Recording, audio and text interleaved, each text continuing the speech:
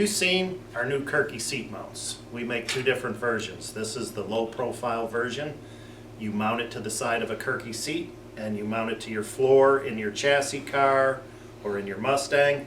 Actually, for the Mustangs, we make a cool little base plate that actually bolts to the floor to the stock mounts, and then the seat mounts bolt to that using either these slots or these holes, so that you can adjust from a 16-inch Kirky all the way out to an 18-inch Kirky and mount it into a Mustang. We have the low profile mounts, which actually drop the seat almost to the floor, and then we have the standard height that will mount a Kirky at almost stock seat height. So if you're a shorter person or you like to sit higher up in a car, we do have the standard height ones.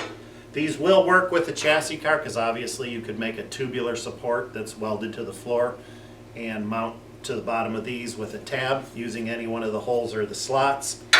And again, this is for, we make them for a 79 through 93 and a 94 through 04 Mustang.